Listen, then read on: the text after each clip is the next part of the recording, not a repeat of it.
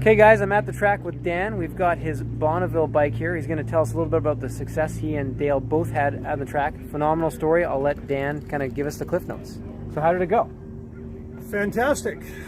We ran a total of 3 motorcycles, all in what's called APS, meaning that they're highly modified, but none of them have turbochargers on them. They're all normally aspirated engines. Yep. So built motors is what they are, of a specific displacement. Dale rode a 750, I rode a 1000 Kawasaki, and Jeff LaMarche rode a 1350 Hayabusa. Okay. All bikes you built? All bikes that I built. Yep. Yes, indeed they are. The 750 that Dale rode, we installed in a ZX9 chassis, so it is the Kazuki, so to speak. Okay, it's a real mix? It's a real mix. It fulfills a class requirement and also has better stability than the GSXR frame does. It's way too nervous for what we're doing here. That bike, Dale, on the very first day, Sunday we showed up, the course had been drug. It was pretty dry, but what's called the down run, which is the run everyone has to start from the same direction. And all 3 of these bikes and riders we've qualified at over 175 miles an hour at some point in our career. And what that does is that allows us to run the international course, the longest course they had, which for this year was 10 miles long. Okay. 10-mile course. 10 mile course. Straight line. 10 miles straight line follows the curve of the earth. Yep. And considering it's only 11 and a half miles back to our hotel, it's quite a long stretch. Quite a ways, yeah. Yeah, quite a ways. But yeah, right out of the gate, Dale and I at first attacked the records that we set the previous year. Yep. At what's called on gas, meaning we're racing on gasoline, which would be a spec fuel provided at Bonneville. Correct, a restricted fuel that you can only get there and it's sealed and all that stuff. Sealed, tank sealed, all that sealed up. And first run I made was 189 miles an hour and change, and that far eclipsed my record last year that was just under 177, so it was enormously faster. Yeah. Dale also went out and qualified at above his record last time too. And at about 172, I think it was, and his record was set, it was like 166, so he made substantial gains also with the bike, which qualified us for a return run. So we went to impound, got approved, went down to the other end. Now you go clear down to the other end of the track. This has to be done in the same day or it doesn't count. Yep. Conditions were completely different, but we don't find out till we get on the track. The down run was so bumpy this year, hard, good traction, so bumpy, it was blurring my vision. And at 180, 190 miles an hour, not the most fun unbelievable. Thing to, not the most fun thing to experience. Yeah, I can't imagine. We go down to the other end, and same thing, we get a 4.5 mile run up, and I take off and running up through the gears, trying to get the timing right. I need to hit 13,000 RPM, top gear, a mile before the measured mile. Then I can play with my tuck, play with my position, try and gain that last few hundred RPM that I need. It is so soft, at over 190 miles an hour, the front end of the bike feels like a dirt bike in sand ready to tuck the front end. At 190 miles an hour. It just wants to tuck one way, wants to tuck the other way, and you just hold your breath, try and hold it straight, and stay in it. Crazy. And hope for the best. Crazy. You could feel it spinning. You know it's not getting the best, but you do the best you can, run through the mile, and I clocked 195 miles an hour. First crack. First crack, yeah. First crack. So Dale runs through. I think he backed his up with about a 174 or something like that too. So first day, we set new records. Not a bad day. Good day. Yeah. So what happened next? Jeff, he ran, struggled a bit with the bike. We knew it had more in it, but he wasn't seeming to gel with the motorcycle. And even though it would seem like going in a straight line would have nothing to do with it, there's something about the riding of it, that makes a difference. And so he wasn't terribly pleased. The bike ran well, everything went well, but he wasn't getting the results he was looking for. So, because his best was a 185 from the previous year. Okay. But he was running like 183s, 184s, and he wasn't getting it. So we took the next day off. We took Monday off, down day. As it turned out, a lot of bad things happened on the track. People lost parts, and they had course delays and all kinds of problems. And so the next morning, they had us all out there at 7 o'clock in the morning for a meeting where they talked and we listened. And A come to Jesus meeting. Okay, this is going bad. So Monday was a good day to not run. Tuesday, we knew already, Dale and I had both been into our rev limiters. So we know, okay, we can probably pull another tooth. So we changed gearing, taking a tooth off the rear, and both went out there on Tuesday and made the down run. It was a little bit less bumpy this time. Yeah. And I managed to run a down run of 197.5. Just under. I can under 200. see 200 from there, and 200 is the holy grail. Yeah. So Dale also ran 176 and change on a 750. I looked in the records. Without a blower, I'm not even sure there's another bike that's done that on a 750. Really? Maybe one. That's all. That's all. That's all. That's pretty cool. That's pretty cool stuff. Yeah. A legitimate over 175 long course on a 750 without a blower, that's some stuff. Yeah. So, back to impound we go. Yep. They check our bikes. Yeah, you're good to go. Good to go. Okay. Oh, my mistake here.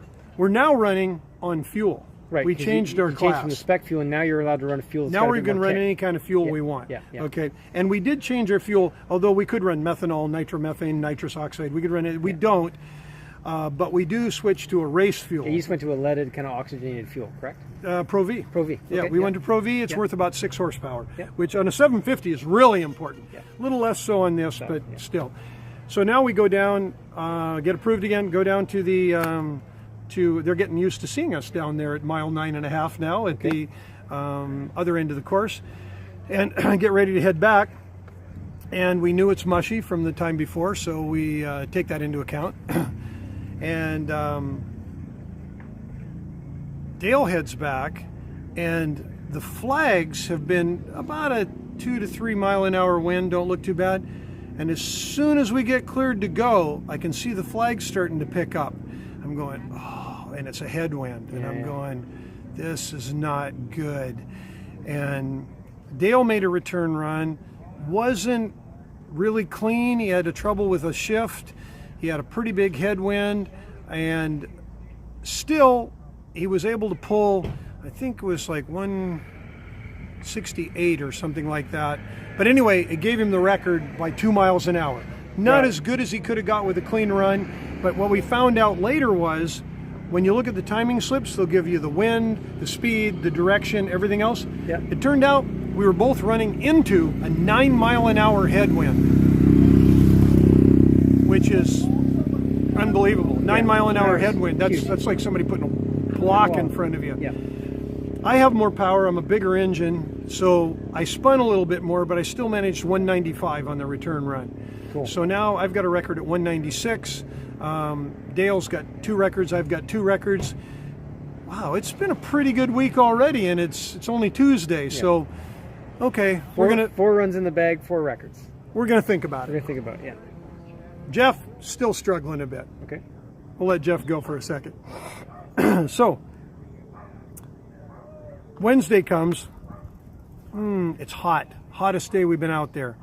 It's been over 100 degrees every single day, 105, 104. We run in the morning, and then once it gets to noon, you might as well not even bother. It's just too hot to even be out there. Loses power with the bike. The salt gets slippery. It's no good. Yeah. So you're wasting your time.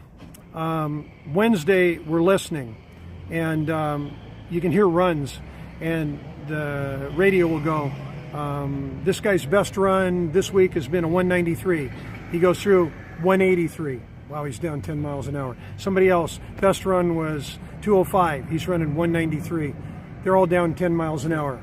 well, I'm going to sit here in the pits. This is ridiculous. I'm not going out there. Come to find out, they didn't drag the track the night before. It was so bumpy out there, some people didn't even bother to stay after that. It was so rough. Wednesday, the perfect day to not run. Sometimes it's hard to do, but sometimes you got to know when to not compete. Just sit in the pits and wait for better conditions. So I was good. I says, okay, we're good. We're done. Okay, Thursday we'll go out. We'll pack everything up. 2 o'clock, they cut it off early because they got to pick everything up. So we went out. We actually got there a little bit later than normal, and I'm looking at the flags, and the flags they're draped.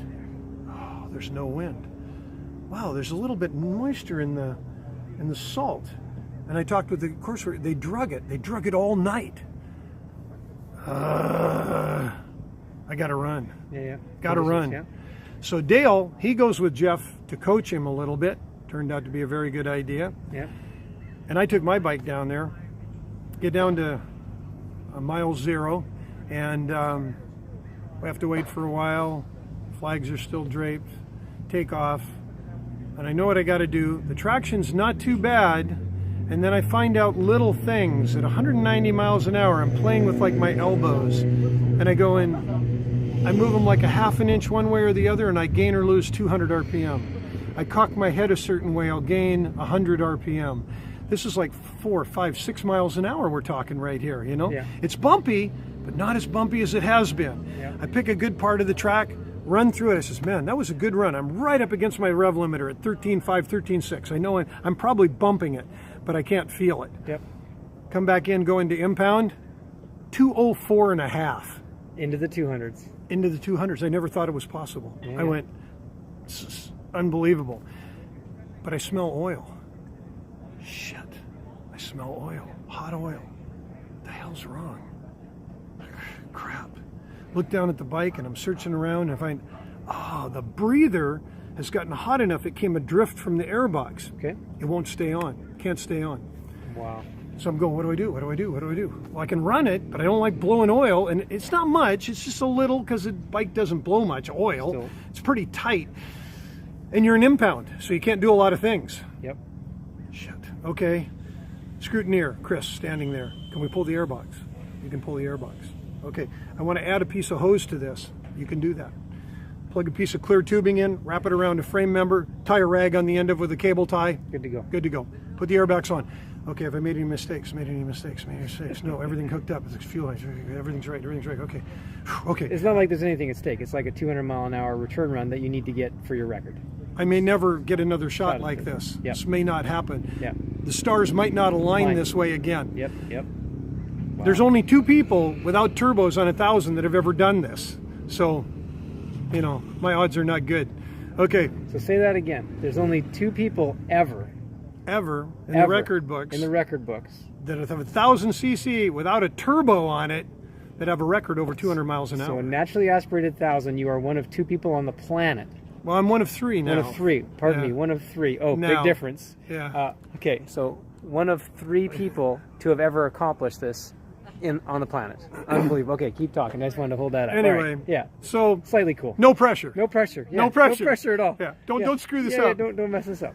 So I go down to, so I ride down all the way to the end. Anna, one of the other competitors, she's ran a 183 on a turbocharged 600 on the down leg. She's still sitting there. Okay, so she's been sitting there for like 40 minutes. Okay, well, I didn't lose anything, okay? Yeah. I'd have been sitting there too. Okay, whew, pressure's off. Okay, all right, calm down, get your head together. Okay, this is the soft end of the track. Okay, try and figure out where you need to be, what you need to do. Okay, we finally get clearance to run.